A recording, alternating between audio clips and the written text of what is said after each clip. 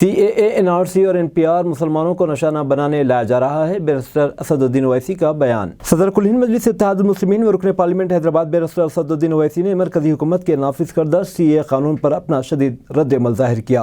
उन्होंने तनकीद करते हुए कहा कि लोकसभा इंतखाबात के पेश नज़र CAA को नाफिज किया गया। उन्होंने कहा कि इन्हें शहरियत तरमीमी कानून पर एतराज़ है। बैरिस्टर ओवैसी ने मरकज़ को मशवरा दिया कि इन लोगों को पनाह दे जो मजहब की बुनियाद पर नहीं बल्कि जुल्म व सितम का शिकार है। उन्होंने सवाल किया कि CAA कवानीन को 5 साल तक ज़ेर इल्तवा क्यों रखा गया। उन्होंने मुतालबा किया कि मरकज़ को बताना चाहिए कि CAA को अब क्यों लागू किया जा रहा है। उन्होंने इल्ज़ाम लगाया कि CAA, NRC और NPR को मुसलमानों को निशाना बनाने लगाया गया है। मैं आपको देश को समझा रहा हूँ कि CAA को आप सिर्फ CAA से नहीं, CAA को आपको NPR और NRC से जोड़कर देखना ज़रूरी है। क्या अमित शाह पार्लियामेंट में मेरा नाम लेकर नहीं कहे थे कि ओवैसी जी NPR NRC भी आएगा?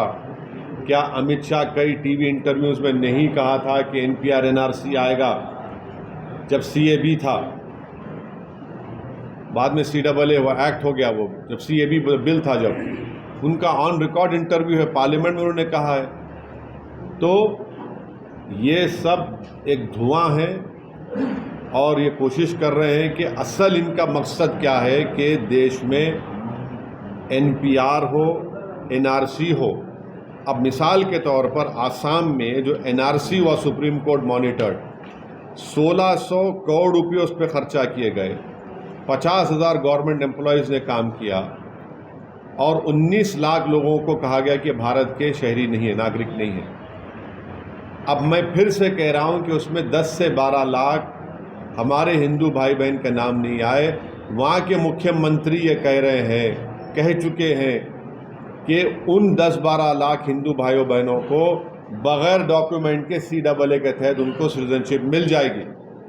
अब जो 1 से 1.5 लाख जिन मुसलमानों के जहाँ नाम नहीं आए, वो तो एक्ट में नहीं आएंगे CAA में, उनको तो फॉरेनर्स ट्रिब्यूनल जाना पड़ेगा। ये कौन सा इंसाफ है, बताओ मेरे को आप।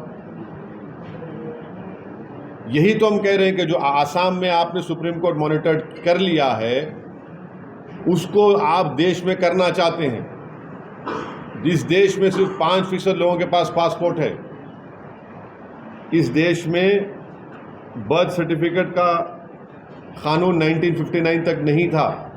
1996 में सरकार ने कहा कि सिर्फ 50% इंडियंस के पास बर्थ सर्टिफिकेट है।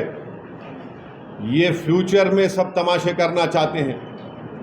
अगर मेरे ही देश में मैं स्टेटलेस बन जाऊंगा महज इस बुनियाद पर कि मेरे दादा का बर्थ सर्टिफिकेट मेरे पास नहीं है, तो फिर क्या मैसेज दे रहे हैं आप?